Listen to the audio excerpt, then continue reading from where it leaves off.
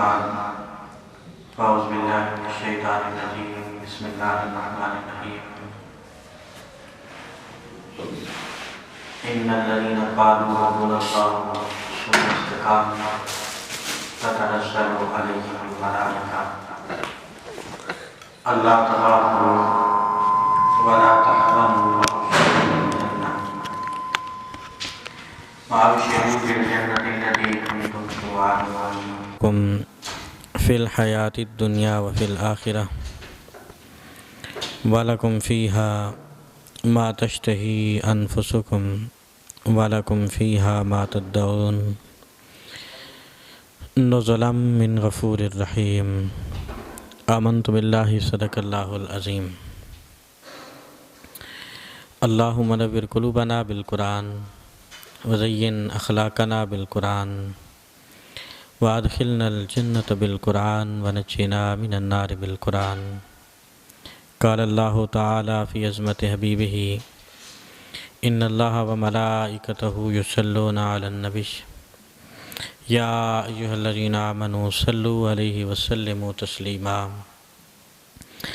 اللہم صلی علی سیدنا و مولانا محمد وعلی آل سیدنا و اصحاب سیدنا و شفیعنا ومولانا محمد مبارک وسلم الصلاة والسلام علیکہ یا سیدی یا رسول اللہ وعلی آلک و اصحابک یا سیدی یا حبیب اللہ الصلاة والسلام علیکہ یا سیدی یا رحمت للعالمین وعلی آلک و اصحابک یا سیدی یا شفیع المذنبین کروڑہ حمد و ثنا رب ذوالجلال کی ذات بابرکات کے لیے جو خالق کائنات بھی ہے اور مالک ارض و سماوات بھی۔ اللہ جل و علا کی حمد و ثنا کے بعد حضور نبی اکرم نور مجسم شفیع امم اللہ کے پیارے امت کے سہارے رب کے محبوب دانائے عیوب مالک رکاب امم فخر عرب و عجم والی کون و مقام سیاح لا مقام سید انس و جاں سرور لالا رخاں ماہ خوباں شہنشاہ حسینہ تتمہ دوراں سرخیل زہرہ جمالاں جلوہ صبح ازل نور ذات لم یزل باعث تکوین عالم فخر آدم و بنی آدم نیر بطہا رازدار ما اوہا شاہد ما طغا صاحب علم نشرہ معصوم آمنہ احمد مجتبیٰ حضرت محمد مصطفیٰ صلی اللہ علیہ وسلم کے حضور ناز میں اپنی عقیدتوں ارادتوں محبتوں اور نیاز مندیوں کا خراج پیش کرنے کے بعد سامعین ذویل احتشام قرآن مجید فرقان حمید میں سورہ حامیم السجدہ کی آیت نمبر 30-31 آپ کے سامنے تلاوت کرنے کا شرف حاصل کیا ہے۔ اسی کے ضمن و ذیل میں کچھ باتیں آپ کے گوش گزار کرنی ہیں۔ اللہ تعالیٰ میری زبان پہ کلمۃ الحق جاری فرمائے۔ ارشاد باری تعالیٰ ہے ان الذین قالوا ربنا اللہ ثم استقاموا، بے شک جنہوں نے کہا اللہ ہمارا رب ہے، ثم استقاموا پھر اس پہ ڈٹے رہے، اس پہ قائم رہے، تتنزل علیہم الملائکہ تو ان کے اوپر فرشتوں کا نزول ہوتا ہے، فرشتے نازل ہوتے ہیں ان کے اوپر، اللہ تخافوا ولا تحزنوا کہ نہ ڈرو اور نہ کسی چیز کا غم کرو، وابشروا بالجنۃ التی کنتم توعدون اور خوشخبری اس جنت کی دیتے ہیں جس کا وعدہ کیا گیا ہے، نحن اولیاؤکم فی الحیات الدنیا وفی الآخرہ، اور کہتے ہیں کہ تمہارے لیے اعزاز یہ ہے کہ ہم دنیا میں بھی تمہارے دوست ہیں اور آخرت میں بھی تمہارے دوست ہیں، وَلَكُمْ فِيهَا مَا تَشْتَهِي أَنفُسُكُمْ اور تمہارے لیے اس میں سے جو جی چاہے وَلَكُمْ فِيهَا مَا تَدَّعُونَ، اور وہ تمہارے لیے ہے جو کچھ بھی تم مانگو گے۔ نزلا من غفور الرحیم، مہمان نوازی بخشنے والے مہربان رب کی طرف سے۔ اللہ تعالیٰ کی یہ مشیت ہے، اور اس نے یہ جو آیت طیبہ نازل فرمائی ہے، اس میں اپنے برگزیدہ اور نیک لوگوں کا ذکر فرمایا ہے، جن کو ہم اپنے حساب سے ولی اللہ کہتے ہیں، اولیاء اللہ کہتے ہیں۔ ان کی کچھ علامات اور نشانیاں پچھلے جمعۃ المبارک میں نے آپ کے سامنے رکھی تھیں۔ ربیع الثانی کا یہ مہینہ ہے، تو یہ خیال تھا کہ حضور غوث اعظم عبدالقادر جیلانی کی عظمت و شان بھی بیان کی جائے گی، لیکن وقت ہمارا جمعے کا مکمل ہو گیا تھا، تو آج اسی عنوان کو لے کر آگے چلیں گے۔ اور قطب ربانی شہباز لامکانی حضور غوث اعظم عبدالقادر جیلانی الحسنی والحسینی رضی اللہ تعالیٰ عنہ کی عظمت و شان، آپ کی کرامات، آپ کا علمی مقام اور مرتبہ، اس حوالے سے کچھ باتیں آپ کے سامنے رکھوں گا۔ قرآن مجید کی یہ جو آیت طیبہ ہے، حضور غوث اعظم کی شخصیت قرآن کی اس آیت کی مصداق تھی۔ جن لوگوں نے اللہ کو مانا اور پھر اس پہ ڈٹ گئے، اس پہ استقامت قائم کر لی، اور ان پہ اللہ کے فرشتوں کا نزول ہوا، تو حضور غوث اعظم کی وہی شخصیت تھی، اور وہ ساری علامات جن کو اللہ نے قرآن میں بیان کیا وہ آپ کی ذات میں پائی جاتی تھیں۔ کئی پہلو ہیں آپ کی ذات کے حوالے سے۔ کرامات کا ایک الگ پہلو ہے، آپ کا علمی مرتبہ، آپ بہت بڑے عالم اور محدث تھے، اس کا ایک الگ پہلو ہے، اور دینی خدمات آپ کی جتنی بھی ہیں ان کا ایک الگ پہلو ہے، اور تصنیفات کا ایک الگ پہلو ہے۔ آپ نے کتب لکھی جن میں سر الاسرار آپ کی مشہور تصنیف ہے، حضور غوث اعظم عبدالقادر جیلانی کی۔ درجنوں کتب لکھی آپ نے، اور 5 لاکھ سے زائد لوگوں کو حضور غوث اعظم نے گناہوں سے توبہ کرا کے ان کا تعلق رب ذوالجلال کی ذات سے قائم کروایا۔ یہ بہت بڑا مقام ہے، اور یہ اللہ تعالیٰ اپنے خاص بندوں کو عطا فرماتا ہے کہ جن کی وجہ سے لوگ گناہوں سے تائب ہو کر گناہوں کی زندگی چھوڑ کر نیکی کی طرف آتے ہیں، جن لوگوں کی وجہ سے آتے ہیں ان پہ اللہ کا خاص کرم ہوتا ہے۔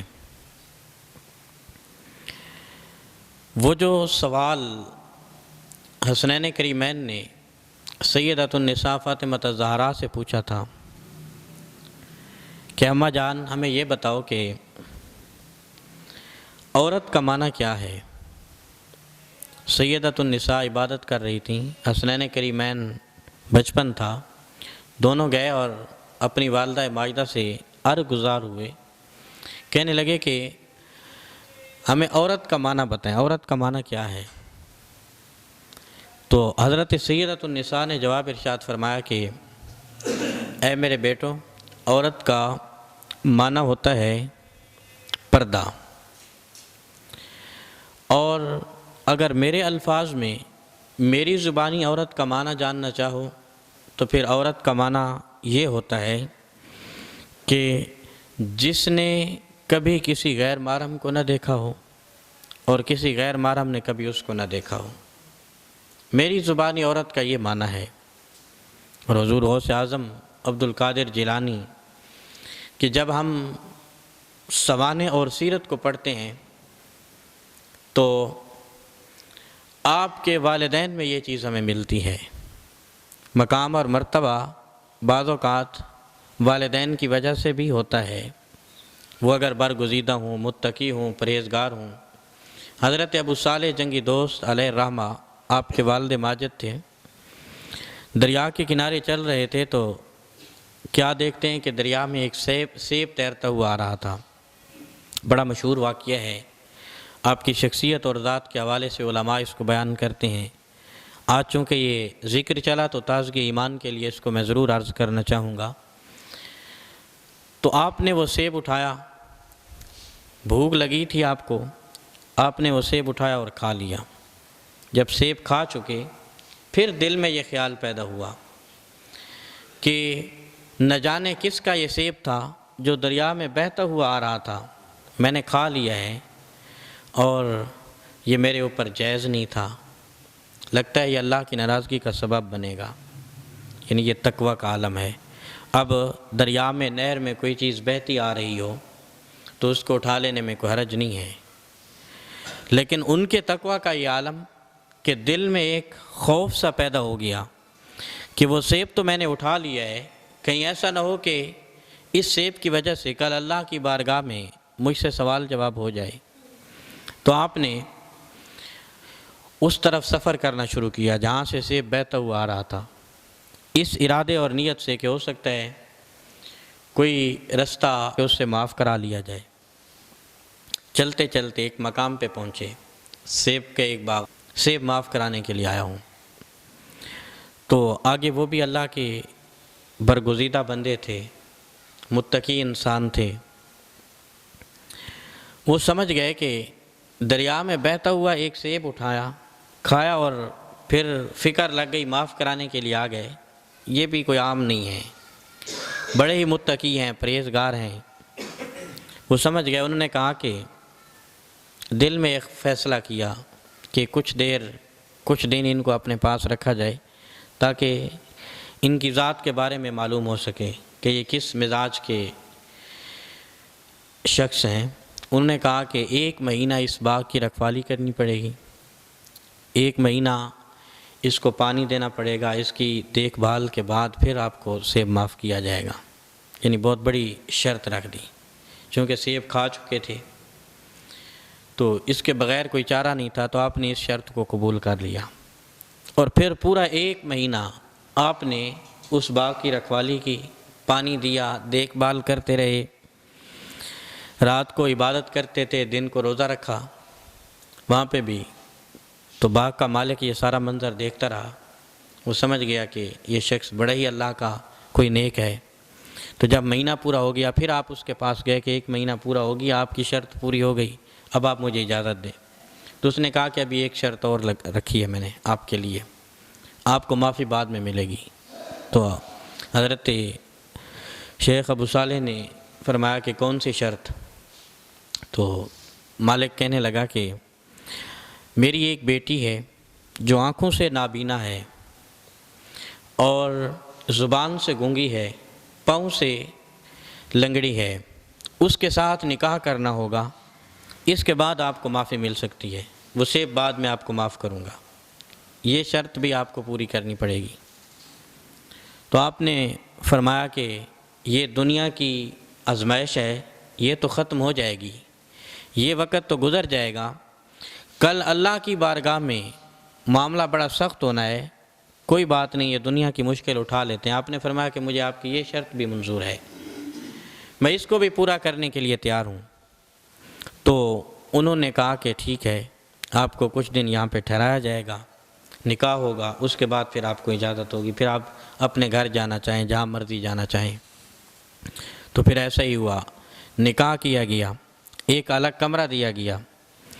جب شام کے وقت آپ کو حکم ہوا کہ آپ اپنے کمرے میں جائیں، آپ کی دلہن وہاں پہ موجود ہے، تو جب آپ اس کمرے میں پہنچے آپ نے دیکھا کہ آپ کو تو بتایا گیا تھا کہ ایک نابینا عورت ہے جو زبان سے گونگی ہے، پاؤں سے لنگڑی ہے، لیکن جب آپ پہنچے تو آپ نے دیکھا کہ ایک حسن و جمال کی مالکہ اس کمرے میں لباس عروسی میں موجود ہے، جس کی آنکھیں بھی ہیں، بول بھی سکتی ہے، سلام کا جواب بھی دیا، پاؤں بھی سلامت ہیں، تو آپ حیران رہ گئے اور آپ واپس آ گئے۔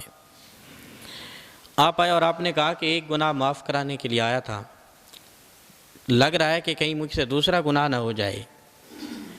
آپ نے تو کہا تھا کہ جس عورت سے نکاح کرنا ہے اس کی آنکھیں نہیں ہیں، زبان نہیں ہے، اس کے پاؤں نہیں ہیں، لیکن صحیح سلامت عورت کو میں نے کمرے میں پایا۔ تو انہوں نے کہا کہ آپ نے ٹھیک عورت کو کمرے میں پایا، اس کی وجہ پیچھے یہ ہے، آنکھوں سے نابینا اس لیے کہی کیونکہ اس نے اپنی آنکھوں سے کبھی کسی غیر محرم کو نہیں دیکھا، اس لیے میں نے کہا کہ وہ آنکھوں سے نابینا ہے۔ زبان سے گونگی ہے، یہ میں نے اس لیے کہا کہ کبھی اس نے غیر محرم سے کلام نہیں کیا۔ پاؤں سے لنگڑی ہے، اس لیے میں نے کہا کہ اپنے گھر کی دہلیز سے بچپن سے لے کر جوانی تک اس نے قدم باہر نہیں رکھا۔ اور تمہاری ایک آزمائش تھی، تمہارا امتحان تھا جس میں کامیاب ہو گئے، اور یہ میری بیٹی کا وصف ہے، اب وہ تمہاری زوجہ ہے، تمہارے نکاح میں ہے، آپ اپنے گھر جانا چاہو، یہاں رہنا چاہو، جہاں مرضی جانا چاہو، آپ کو سیب بھی معاف کیا اور اپنی بیٹی بھی عطا کر دی۔ تو شیخ ابو صالح علیہ الرحمہ پھر اپنی زوجہ مطہرہ کو لے کر آئے، پھر ان کے بطن سے جنم لینے والی ہستی اور شخصیت شیخ عبد القادر جیلانی ہو سکتی تھی۔ حضرت فاطمہ الزہرا نے حسنین کریمین کو جو جواب دیا تھا کہ عورت کا معنی یہ ہوتا ہے کہ اس نے کبھی کسی غیر محرم کو نہ دیکھا ہو اور کسی غیر محرم نے کبھی اس کو نہ دیکھا ہو، تو یہ وصف آپ کے والدین کریمین میں پائے جاتے ہیں۔ آپ کے والد بھی ایک متقی اور اللہ کے برگزیدہ شخص تھے، اور آپ کی والدہ بھی۔ والدین نیک ہوں تو پھر اولاد اللہ کی ولی ہی اس دنیا میں آتی ہے۔ تو یہ آپ کا وصف ہے۔ آپ سے پوچھا گیا، آپ سے سوال کیا گیا، یہ بات میں نے پچھلے جمعے بھی عرض کی تھی، متا علمت انک ولی اللہ، اے عبد القادر جیلانی آپ کو کب پتہ چلا اس بات کا کہ آپ اللہ کے ولی ہیں؟ تو حضور غوث اعظم عبد القادر جیلانی نے جواب دیا کہ میں ماں کے پیٹ میں ہی تھا تو اللہ تعالیٰ نے مجھے مقام ولایت عطا کر دیا تھا۔ سوال کرنے والے نے کہا کہ آپ اس کی کوئی دلیل دیں، اس کی کوئی مثال دیں، واضح کریں، ہمیں بات سمجھائیں۔ تو آپ نے فرمایا کہ میں ابھی اس دنیا میں نہیں آیا تھا، میرے والد کو نبی کریم صلی اللہ علیہ وسلم نے خواب میں زیارت کروائی۔ حضور تشریف لا رہے تھے، میرے والد نے جب دیکھا، ساتھ سیدنا صدیق اکبر بھی تھے، حضرت فاروق اعظم بھی تھے، حضور آگے بڑھے، مسکرا کے میرے والد ماجد کو فرمایا کہ ابو صالح تمہیں مبارک ہو، تمہارے گھر میں جو بچہ پیدا ہونے والا ہے فہو ولی اللہ، وہ اللہ کا ولی ہوگا۔ اور اگلے جملے اس سے بھی زیادہ خوبصورت ہیں، فہو محبوبی و محبوب اللہ، وہ اللہ کا بھی ولی ہوگا، میرا بھی محبوب ہوگا اور اللہ کا بھی محبوب ہوگا۔ تو یہ آپ کے اس دنیا میں آنے سے پہلے کی بشارتیں ہیں۔ تو آپ نے فرمایا کہ نبی کریم صلی اللہ علیہ وسلم نے یہ کرم نوازیاں فرمائیں اور میرے والد کو یہ بشارتیں عطا فرمائیں میرے اس دنیا میں آنے سے پہلے۔ اور آپ فرماتے ہیں کہ جس وقت میں پڑھنے کی عمر کو پہنچا، بستہ اٹھایا، مکتب کی طرف چلا، تو اللہ کا ایک فرشتہ آیا، اس نے میرا بستہ پکڑ لیا اور کہا کہ آپ کو ہم مکتب تک چھوڑ کے آتے ہیں، کیونکہ آپ کا مقام اور شان یہ ہے کہ رب ذوالجلال نے آپ کو اولیاء میں چن دیا ہے۔ یہ آپ کی عظمت و شان میں، آپ کے مناقب کا اگر مطالعہ کیا جائے تو یہ باتیں ملتی ہیں۔ آپ فرماتے ہیں جب میں کھیلنے کے لیے بچوں کے ساتھ جاتا تو وہاں پہ اللہ کے فرشتوں کو میں نے اترتے ہوئے دیکھا۔ ایک دن میں کھیلنے کے لیے جب بچوں کے پاس پہنچا تو اللہ کا ایک فرشتہ آیا، اس نے کہا کہ عبد القادر آپ کھیل کود کے لیے پیدا نہیں ہوئے، آپ کو رب ذوالجلال نے اپنے اولیاء کی صف میں پیدا کیا ہے، آپ ذکر اور فکر کے لیے اس دنیا میں آئے ہیں۔ تو یہ آپ کی عظمت و شان کی مثالیں ہیں۔ جو آیت طیبہ میں نے پڑھی کہ ان الذین قالوا ربنا اللہ ثم استقاموا، جن لوگوں نے کہا کہ اللہ ہمارا رب ہے، پھر اس پہ ڈٹے رہے، پھر اس پہ قائم رہے، تتنزل علیہم الملائکہ، تو ان کے اوپر اللہ کے فرشتوں کا نزول ہوتا ہے۔ اور یہ سعادت اللہ تعالیٰ ہر کسی کو عطا نہیں کرتا۔ فرشتے ہر جگہ موجود ہیں، ہر نیک مجلس میں، ہر ذکر کرنے والے لوگوں میں اللہ کے فرشتے موجود ہوتے ہیں۔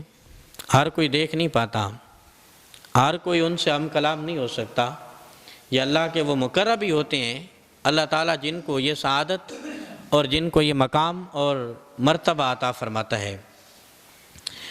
اور جس وقت آپ کو علم دین کے لیے بھیجا گیا، علم دین حاصل کرنے کے لیے، آپ کی والدہ ماجدہ نے 40 دینار اور ایک روایت میں ملتا ہے کہ 40 اشرفیاں آپ کے کرتے میں سی دیں۔ بڑا مشہور واقعہ ہے، اردو کی کتابوں میں بھی جو ہے آپ کے فضائل اور مناقب میں لکھا گیا۔ 5ویں اور 6ٹھی کلاس کی اردو کی کتابوں میں بھی یہ واقعہ موجود ہے، ملتا ہے۔ آپ کے کرتے کے اندر سی دی گئیں۔ رستے میں قافلے کو ڈاکو نے گھیر لیا ایک مقام پہ، اور قافلے کا سارا مال و اسباب لوٹ لیا۔ حضور غوث اعظم ابھی بچے تھے، آپ کے قریب آیا ایک ڈاکو اور اس نے کہا کہ اے لڑکے تمہارے پاس کیا ہے؟ تو آپ چاہتے تو آپ کہہ سکتے تھے کہ میرے پاس کچھ نہیں ہے، کیونکہ جو اشرفیاں تھیں، جو دینار تھے، وہ اندر کی سائڈ پہ سلے ہوئے تھے۔ تو آپ نے فرمایا کہ میرے پاس 40 دینار ہیں۔ تو وہ ہنسنے لگا، کہنے لگا کہ آپ ہمارے ساتھ مذاق کرتے ہو۔ آپ نے فرمایا نہیں، مذاق نہیں کرتا، میرے پاس ہیں 40۔ یہ سونے کے سکے ہوتے تھے اور بہت بڑی قیمت تھی ان کی۔ تو حضور غوث اعظم نے فرمایا کہ نہیں، میرے پاس ہیں۔ اور جب آپ نے بار بار اعتراف کیا تو وہ اپنے سردار کے پاس گیا اور کہنے لگا کہ اس طرح ایک لڑکا ہے جس سے میں نے پوچھا کہ تمہارے پاس کیا ہے، تو وہ کہتا ہے کہ میرے پاس 40 دینار ہیں، اشرفیاں ہیں۔ تو وہ سردار آیا آپ کے پاس، تو کہنے لگا کہ کہاں ہیں؟ تو آپ نے فرمایا کہ میرے کرتے کے اندر سلی ہوئی ہیں۔ پھر اس جگہ کو جو ہے سلائی اس کی اتاری گئی جب، تو واقعی 40 دینار موجود تھے۔ تو جو ڈاکوؤں کا سردار تھا اس نے کہا کہ اے بچے، اگر آپ چاہتے تو یہ آپ ہم سے بچا سکتے تھے، آپ ہمیں کہہ سکتے تھے کہ میرے پاس کچھ نہیں، ہمیں اس کا پتہ نہیں چلتا، لیکن آپ نے یہ بات کیوں نہیں چھپائی؟ تو آپ نے فرمایا کہ میں علم دین کی طلب کے لیے نکلا ہوں، اور جب میں اپنے گھر سے نکل رہا تھا تو میری والدہ نے مجھے ایک نصیحت کی تھی، بیٹا کچھ بھی ہو جائے تو جھوٹ نہیں بولنا، ہمیشہ سچ بولنا ہے۔ میری ماں نے مجھے ایک ہی نصیحت کی تھی گھر سے نکلتے ہوئے، جس پہ میں فرمانی بھی ہو جاتی، اور میں اس چیز کو پسند نہیں کرتا تھا، اس لیے میں نے آپ کے سامنے سچ کہہ دیا۔ تو آپ کے اس ایک جملے میں اثر اتنا تھا، پاور اتنی تھی، طاقت اتنی تھی۔ اس نے کہا کہ جو ڈاکوؤں کا سردار تھا کہنے لگا کہ یہ چھوٹا سا لڑکا ہے، اس کو اللہ کی بات کا، اللہ کے حکم کا کتنا پاس ہے، اپنی ماں کے حکم کا کتنا پاس ہے، اور ہم جو ہے اللہ کے حکم کی نافرمانی کر رہے ہیں۔ تو اس نے کہا کہ آج سے میں توبہ کرتا ہوں، آج کے بعد کسی کے ہاں کوئی ڈاکہ نہیں لگاؤں گا، کوئی چوری نہیں کروں گا، اور قافلے کا جتنا بھی لوٹا ہوا مال تھا وہ بھی سارا واپس کر دیا۔ تو جو باقی کے تھے انہوں نے کہا کہ جب ہمارے سردار نے توبہ کر لی ہے تو ہم بھی توبہ کرتے ہیں۔ تو آپ کے یہ بچپن کی بات ہے کہ بچپن میں ہی ڈاکوؤں کا سردار اور ڈاکوؤں کی ایک جماعت، جن میں ایک روایت میں ملتا ہے کہ ان کی تعداد 11 تھی، جنہوں نے توبہ کی اور پھر جو ہے حقیقی طور پہ انہوں نے اپنا تعلق رب ذوالجلال کی ذات کے ساتھ قائم کر لیا۔ پھر آپ نے وقت گزارا۔ ایک میں نے عرض کیا کہ ایک ہے باب آپ کی کرامات کا جو بے مثل و بے مثال ہے، پھر مقام جو اللہ کی بارگاہ میں پاتا ہے تو پھر اللہ اس کی سنتا بھی ہے، پھر وہ جس طرف اشارہ کرتا ہے وہ کام ہو بھی جاتا ہے۔ آپ تشریف فرما تھے تو ایک شخص آیا، رمضان المبارک کا مہینہ تھا، کہنے لگا کہ اے عبد القادر جیلانی، میری خواہش ہے، میری آرزو ہے کہ آج کا افطار آپ ہمارے گھر میں کریں۔ تو آپ نے اس کی دعوت کو قبول کر لیا۔ بعد میں ایک اور شخص آیا آپ کے مریدین میں سے، اس نے بھی کہا کہ میں چاہتا ہوں کہ آپ افطار ہمارے گھر میں کریں۔ آپ نے اس کی دعوت کو بھی قبول کیا۔ ایک تیسرا شخص آ گیا۔ اتفاق اس طرح ہوا کہ یک کے بعد دیگرے 70 لوگ ایک دن میں آئے اور کہنے لگے کہ ہم چاہتے ہیں کہ افطار ہمارے گھر میں کریں۔ آپ نے انکار کسی کو بھی نہیں کیا، آپ نے سب کو کہا کہ ٹھیک ہے آپ کے ہاں افطار ہوگا۔ سب کے ساتھ یہی وعدہ کیا، سب کو یہی کہہ دیا آپ نے۔ قریب ہی ایک آپ کا جو مرید خاص تھا وہ بیٹھا ہوا تھا، اس نے کہا کہ یا شیخ، آپ نے 70 لوگوں کے ساتھ وعدہ فرمایا کہ میں آپ کے ہاں افطار کروں گا، آپ نے جانا کس کی طرف ہے؟ وعدہ تو آپ نے 70 لوگوں کے ساتھ کیا ہے، اور ظاہر افطار تو کہیں ایک جگہ ہونا ہے۔ تو آپ نے فرمایا کہ یہ راز کی باتیں ہیں، آپ رہنے دو۔ وہ بھی چونکہ آپ کے ساتھ وقت گزارنے والا شخص تھا، اس نے کہا کہ کرم نوازی فرمائیں، ہمیں بتائیں کہ جانا تو ایک کی طرف ہے، 70 کے ساتھ وعدہ کیسے فرمایا آپ نے؟ جب اصرار کیا اس نے تو آپ نے فرمایا کہ ذرا آنکھیں بند کرو اپنی۔ ایک پیڑ کے درخت کے نیچے آپ موجود تھے، تو جب اس نے آنکھیں بند کیں آپ نے فرمایا کہ آنکھیں کھولو۔ جب اس نے آنکھیں کھولیں آپ نے فرمایا کہ درخت کے پتوں کی طرف دیکھو۔ جب اس نے درخت کے پتوں کی طرف دیکھا تو ایک ایک پتے کے اوپر حضور غوث اعظم اپنا تخت لگا کے بیٹھے ہوئے ہیں۔ تو آپ نے فرمایا کہ جو عبد القادر پیڑ کے ایک ایک پتے پہ تخت لگا کے بیٹھ سکتا ہے تو وہ 70 مریدین کے گھر میں ایک دن میں افطار بھی کر سکتا ہے۔ اور پھر یہ آپ کی شان ہے، آپ نے افطار فرمایا اور سب کے گھر میں فرمایا۔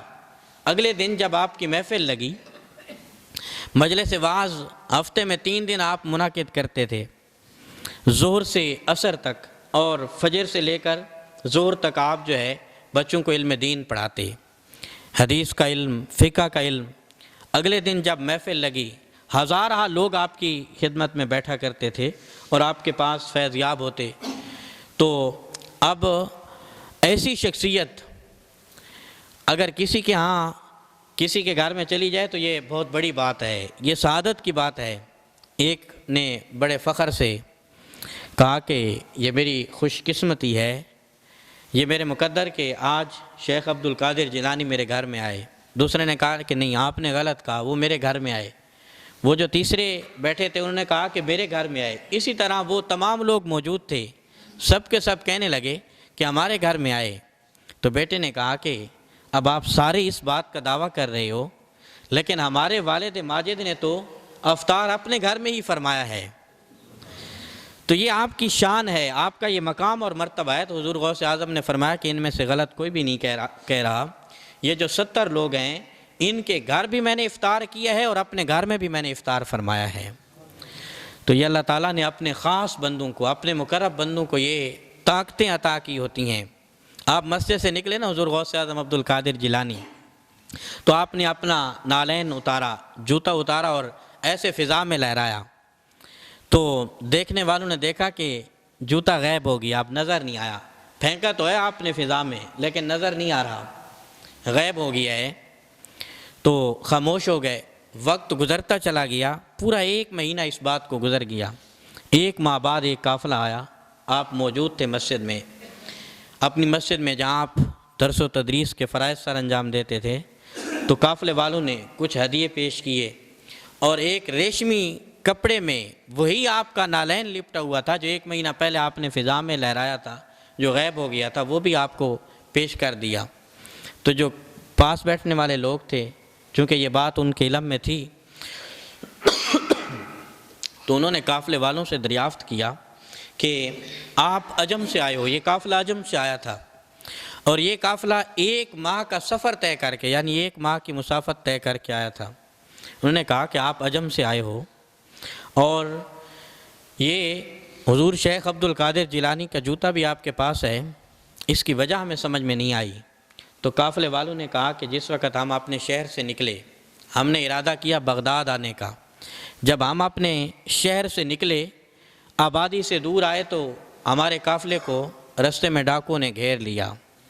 تو ان میں ایک ایسا شخص تھا جو حضور غوث اعظم عبد القادر جیلانی کا مرید تھا، اس نے حضور غوث اعظم عبد القادر جیلانی کو پکارا اور کہا کہ آپ ہماری مدد کیجئے، ہمارے قافلے کے اوپر جو ہے ڈاکوؤں نے حملہ کر دیا ہے، مال و اسباب لوٹنے کا ارادہ کر لیا ہے۔ تو قافلے والے کہتے ہیں کہ پھر ہمیں نہیں معلوم، ہم نے جو ہے حضور غوث اعظم کو جب پکارا، ندا دی، ادرکنی یا غوث کا، تو پھر ایک جوتا فضا میں سے آیا، ڈاکوؤں کے سر پہ لگتا گیا اور وہ بے ہوش ہوتے گئے۔ پھر ہمیں معلوم نہیں ہوا، تمام کے تمام بے ہوش ہو گئے اور ہم نے اپنے سفر کا آغاز آگے کیا اور پھر اس جوتے کو بھی ہم نے اپنے پاس سنبھال لیا اور 1 ماہ کا سفر طے کرنے کے بعد اب ہم پہنچے ہیں، ہمارا مال و اسباب تو پورا پہنچ گیا اور ہم یہ نذرانہ بھی رہے ہیں اور آپ کا جوتا بھی لے کے آئے ہیں۔ یہ اللہ تعالیٰ کے جو برگزیدہ ہوتے ہیں ان کی یہ شان ہے کہ بیٹھے تو وہ اپنے مقام پہ ہوتے ہیں، بیٹھے تو وہ اپنے گھر میں ہوتے ہیں، بیٹھے تو وہ مشرق میں ہوتے ہیں، لیکن ان کی نگاہ مغرب میں بھی پہنچ رہی ہوتی ہے۔ یہ اللہ تعالیٰ ان کو نظر عطا کرتا ہے اور یہ اللہ تعالیٰ کے جو خاص ہوتے ہیں، مقرب ہوتے ہیں، یہ ان کی سعادت ہے، ان کو یہ اللہ تعالیٰ اپنی سعادت عطا فرماتا ہے۔ آپ کے ہاتھ پہ 5 لاکھ سے زائد لوگوں نے جو ہے توبہ کی اور انہوں نے اپنا تعلق رب ذوالجلال کے ساتھ قائم کیا۔ جس نے نسبت قائم کی آپ سے، جو منسلک ہو گیا آپ سے، تو پھر وہ معروم نہیں رہا۔ ایک بڑا ہی مشہور واقعہ آپ کا علماء اپنے اپنے انداز میں بیان کرتے ہیں کہ ایک چور آپ کے گھر میں گھس گیا، لیکن اس کو ملا علی قاری نے نزہۃ الفاطر فی مناقب عبد القادر میں ایک اپنے ہی انداز سے بیان کیا۔ کہتے ہیں کہ جب لوگ آتے تھے آپ کے پاس دور دراز علاقے سے، ہزاروں کے اجتماعات ہوتے تھے آپ کے پاس، لوگ تحفے تحائف بھی لے کے آتے ہیں۔ جس طرح کہ آج ہمارے ہاں ایک نظام ہے کہ اکثر لوگ ایسے ہوتے ہیں جو اپنے پیر و مرشد سے ملنے کے لیے جاتے ہیں تو وہ کوئی تحفہ لے جاتے ہیں، کوئی کپڑے لے جاتا ہے، کوئی جوتے لے جاتے ہیں، اس طرح کی بڑی چیزیں لے کے جاتے تھے۔ تو جو لوگ آپ کے پاس ملنے آتے آپ کو نذرانہ بھی پیش کرتے تھے، تحفے تحائف بھی پیش کرتے تھے، تو آپ ان کو ایک سائڈ پہ رکھتے جاتے۔ تو جب شام ہو جاتی، لوگ رات کے وقت اپنے گھروں کو چلے جاتے، تو آپ اپنے خاص خلفاء سے کہتے کہ یہ جتنے بھی نذرانے ہیں، یہ جتنے بھی تحفے ہیں، ان لوگوں تک پہنچا دو جو غریب ہیں، جو مستحق ہیں۔ صبح جو کچھ بھی آپ کو ملتا رات کے وقت، وہ سارا آپ جو ہے غرباء میں تقسیم فرما دیتے۔ یہ آپ کا وصف تھا، یہ آپ کا طریقہ تھا۔ تو ایک دن ایک شخص نے دیکھا جو چور تھا، ڈاکو تھا، اس نے کہا کہ بڑا مال آتا ہے ان کے پاس، تو ہو سکتا ہے کہ بہت زیادہ انہوں نے اپنے گھر میں کچھ جمع کر رکھا ہوگا، چلو آج رات کو ان کے گھر کی طرف جاتے ہیں۔ رات کا وقت ہوا تو وہ اندر داخل ہوا حضور غوث اعظم عبد القادر جیلانی کے گھر میں۔ اس نے تو دن کو یہی دیکھا تھا کہ بڑا مال آ رہا ہے تو رات کو میرا کام ادھر سے ہو جائے گا، لیکن جب داخل ہوا پورا گھر جو ہے ٹٹولا تو کچھ بھی نہیں نکلا۔ حضور غوث اعظم اوپر والی منزل پہ آپ عبادت فرما رہے تھے، آپ نوافل پڑھ رہے تھے، نیچے سے اس نے سارا کچھ دیکھا، کچھ بھی نہیں ملا۔ تو جب نکلنے لگا، باہر جانے لگا، تو حضور غوث اعظم عبد القادر جیلانی نے جو ہے اللہ کی بارگاہ میں یہ دعا مانگی کہ اے پروردگار، بے شک یہ چوری کے ارادے سے آیا تھا، کیونکہ آپ تو جانتے تھے کہ کون کس ارادے سے آیا ہے، بے شک یہ چوری کے ارادے سے آیا ہے، لیکن تو عبد القادر جیلانی کے گھر میں گھر میں آیا ہے، اب اس کو خالی نہیں لوٹنا چاہیے، اس کو فیض ملنا چاہیے۔ ابھی وہ شخص دروازے پہ تھا کہ کچھ لوگ آئے جنہوں نے اس کو پکڑ لیا۔ اتنی دیر میں حضور غوث اعظم بھی نیچے تشریف لے آئے، تو وہ لوگ کہنے لگے کہ اے عبد القادر جیلانی، یہ آپ کے گھر میں گھسا ہوا تھا اور نکلنے لگا تھا، اور یہ تو بڑا مشہور ہے، چور ہے، لوگ اس کے بارے میں یہی اپنی رائے دیتے ہیں۔ تو آپ نے فرمایا کہ آپ کا آنا کیسے ہوا؟ تو انہوں نے کہا کہ ہمیں مصر سے بھیجا گیا ہے اور مصر کے کتب کا انتقال ہو گیا ہے، اور انہوں نے کہا کہ عبد القادر جیلانی اس بات کو بہتر جانتے ہیں کہ کون مقام ولایت پہ فائز ہے، کون مقام غوثیت پہ ہے، کون مقام قطبیت پہ ہے، تو آپ سے اس لیے بھیجا گیا کہ آپ ہمیں کوئی کتب عنایت فرمائیں تاکہ جو وہاں پہ لوگوں کی رہنمائی کرے، دین سکھائے، روحانیت بانٹے۔ تو آپ نے فرمایا کہ جس کو پکڑا ہوا ہے اس کو ہی اپنے ساتھ لے جاؤ۔ تو وہ شخص بیان کرتا ہے کہ پھر مجھے سمجھ نہیں آئی، میرے اوپر لرزہ طاری ہو گیا اور دل جو ہے اللہ کی طرف اس کا میلان ہو گیا۔ کہتے ہیں کہ پھر سچی توبہ کی اور وقت کا کتب بن گیا۔ آیا تو چوری کرنے کے ارادے سے تھا، لیکن جب حضور غوث اعظم نے نگاہ ڈالی تو پھر وہ وقت کا ولی بن گیا۔ یہ آپ کی عظمت و شان علماء بیان کرتے ہیں، اور یہ آپ کا مقام ہے جو اللہ تعالیٰ نے آپ کو عطا فرمایا تھا۔ ایک عورت کے بارے میں آتا ہے کہ آپ کے پاس آئی، کہنے لگی کہ اے عبد القادر جیلانی آپ دعا کریں، میرے ہاں اولاد نہیں ہے، اللہ تعالیٰ مجھے بیٹا عطا فرمائے۔ آپ اللہ کے پیارے ہیں، برگزیدہ ہیں، آپ دعا کریں، آپ دعا کریں گے تو مجھے یقین ہے کہ آپ کی دعا اللہ کی بارگاہ میں ضرور سنی جائے گی۔ تو ہم بھی اولیاء کے پاس اگر جاتے ہیں تو اسی ارادے سے جاتے ہیں نا، کوئی مقصد یہ نہیں ہوتا کہ وہ بیٹے تقسیم کر رہے ہیں اور ہم ان سے بچے لینے جاتے ہیں یا مال و دولت تقسیم کر رہے ہیں، مقصد یہی ہوتا ہے کہ ان سے جا کے دعا کریں گے، کیونکہ جو اللہ کا برگزیدہ ہوتا ہے وہ قریب ترین ہوتا ہے، اس کی دعا اللہ تعالیٰ سنتا ہے، سنی جاتی ہے۔ تو آپ کو ترس آ گیا، آپ کو رحم آ گیا اس عورت پہ، آپ نے ہاتھ اٹھائے، دعا کی کہ اے پروردگار اس کو اولاد نرینہ سے نواز دے۔ جب آپ نے یہ دعا کی تو حضرت خضر علیہ السلام وہاں پہ تشریف لائے آپ کے پاس اور کہا کہ عبد القادر آپ دعا نہ کریں، کیونکہ اللہ تعالیٰ نے مجھے آپ کی طرف بھیجا ہے کہ ان کے ہاں اولاد ہونی نہیں، ان کے ہاں اولاد نہیں ہوگی، یہ اللہ تعالیٰ نے فیصلہ فرما دیا ہے، آپ دعا نہ کریں۔ تو آپ نے پھر دوبارہ پھر دعا کی، آپ نے پھر اللہ کی بارگاہ میں التجا کی کہ اے پروردگار اس بات کا تو علم ہے کہ ان کے ہاں اولاد نہیں ہے، اور اسی لیے تو یہ آئی ہے کہ اولاد نہیں ہے، اب اگر یہ میری بارگاہ سے بھی خالی چلی جائے تو کیا تو اس کو میری بارگاہ سے خالی بھیج کے مجھے دنیا میں رسوا کرنا چاہتا ہے؟ اگر میری دعائی قبول نہیں کرنی تھی تو پھر اس کے دل میں یہ بات کیوں ڈالی کہ عبد القادر کے پاس جا کے دعا کرواؤ؟ اگر میری دعا کو قبول نہیں کرنا تھا تو پھر میرے در کا رستہ کیوں دکھایا؟ اب اگر اس کے دل میں یہ بات ڈال ہی دی، میرے دربار کا رستہ دکھا ہی دیا، تو پھر اس کو میرے دربار سے خالی نہ لٹا، اس کو ایک بیٹا عطا فرما۔ تو کچھ ہی دیر بعد حضرت خضر علیہ السلام دوبارہ آئے اور انہوں نے کہا کہ اے شیخ عبد القادر جیلانی، اللہ تعالیٰ نے آپ کی دعا کو شرف قبول بھی بخشا ہے، اور یہ پیغام بھی آپ کی طرف ہے کہ آپ نے تو اس کے لیے ایک بیٹا اپنے رب سے مانگا ہے، اللہ تعالیٰ اس کو 7 بیٹے عطا فرمائے گا، اور پھر 7 بیٹے ہوئے۔ یہ اللہ تعالیٰ کے نیک لوگوں کا مقام ہے، مرتبہ ہے۔ نگاہ ولی میں وہ تاثیر دیکھی، بدلتی ہزاروں کی تقدیر دیکھی، یہ ان کا مقام اور مرتبہ جو اللہ تعالیٰ نے عطا فرمایا۔ تو ایک ہے کرامات کا باب، ایک ہے 3 طرح سے آپ نے لوگوں کو اللہ کے قریب کیا۔ ایک تو آپ نے ان کو علم دین کی وجہ سے جو ہے اللہ کے قریب کیا، دوسرا آپ نے تصنیفیں فرمائیں، کتب لکھیں، اور کئی تصنیفات ہیں آپ کی جن کا میں نے آپ کے سامنے پہلے ذکر کیا، اور یہ تصنیفات جو ہیں ان میں روحانیت بھی ہے اور دین کا ایک خزانہ بھی ہے جس سے لوگ مستفیض ہوتے ہیں۔ اور دوسرا آپ نے واعظ فرمائے، آپ صبح سے لے کر دوپہر تک حدیث کا اور فقہ کا علم پڑھاتے، زور سے عصر تک جو ہے آپ لوگوں کی تربیت فرماتے، بنیادی مسائل ان کو سمجھایا کرتے تھے، اور اسی جو ہے حال میں آپ نے اپنی زندگی بسر کی۔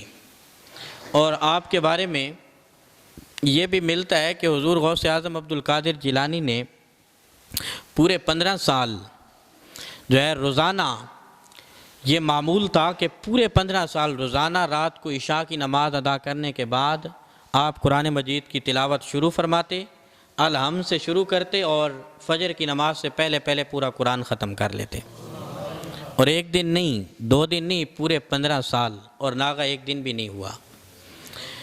اور پورے 40 سال آپ نے عشاء کے وضو کے ساتھ نماز فجر ادا کی، یعنی عشاء کی نماز پڑھتے، پھر ذکر و فکر میں، عبادت میں، تلاوت قرآن مجید میں، اللہ کی یاد میں، قیام میں اس قدر مشغول رہتے کہ فجر کا وقت ہو جاتا، اور پھر اسی طرح نماز فجر ادا فرماتے۔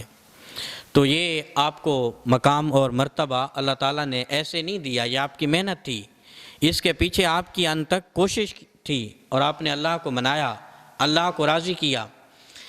آپ کے پاس جو بیٹھنے والے لوگ ہوتے تھے، ہزاروں کی تعداد میں لوگ آپ کا واعظ سننے کے لیے تشریف لاتے۔